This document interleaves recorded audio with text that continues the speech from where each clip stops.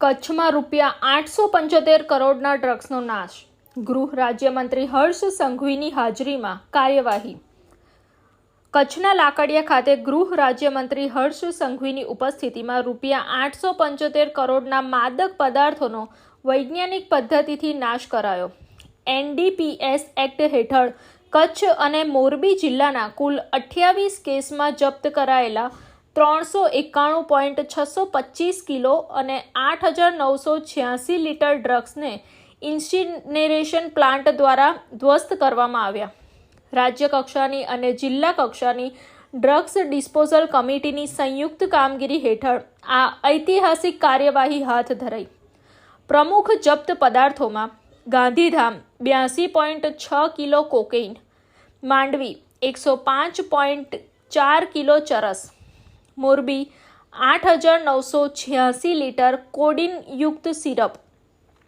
ડ્રગ્સના દૂષણ સામે કડક કાર્યવાહીનો સંદેશ આપતા શ્રી હર્ષ સંઘવીએ જણાવ્યું કે યુવાનોને બરબાદ કરનારા ષડયંત્રોને નિષ્ફળ બનાવવી ગુજરાત સરકારની પ્રતિબદ્ધતા છે. આજે જે ડ્રગ્સનો નાશ થયો એ રાજ્યની કટિબદ્ધતાનું પ્રતિબિંબ છે. આ પ્રસંગે ધારાસભ્યશ્રીઓ, વરિષ્ઠ પોલીસ અધિકારીઓ અને સૌરાષ્ટ્ર એન્વાયરો પ્રોજેક્ટ પ્રાલીના પ્રતિનિધિઓ ઉપસ્થિત રહ્યા હતા.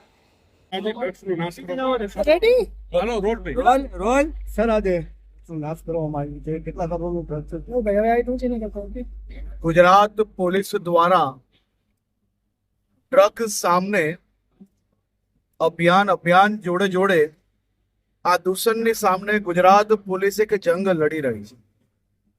ભારત પાકિસ્તાનની સીમાઓ પરથી હોય કે સમુદ્રની તેજ લહેરો વચ્ચેથી, શહેરોમાંથી હોય કે અલગ અલગ રાજ્યોમાં ચાલતા રેકેટો હોય, સેન્ટ્રલ એજન્સી સાથે મળીને ગુજરાત પોલીસે છેલ્લા 3 વર્ષમાં ઐતિહાસિક ડ્રગ્સ પકડવાની કામગીરી કરી છે.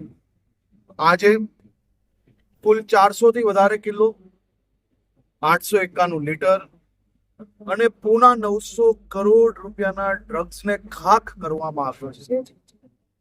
આજે ખાસ કરીને આ ડ્રગ્સને ખાખ કરીને ગુજરાત પોલીસની આ મહેનત, ગુજરાત પોલીસ દ્વારા ચલાવવામાં આવેલી આ લડાઈ અને મળેલી સફળતાને મનમાં સંતોષ થયો છે.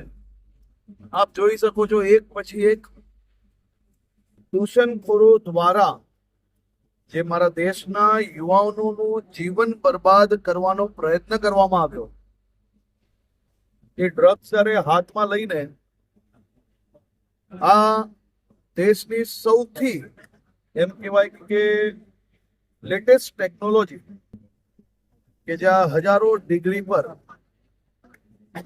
આ ભઠ્ઠી ચાલતી હોય, તેમાં ડ્રગ્સ ખાખ કરવાનો અવસર આજે અમને સૌને મળ્યો છે.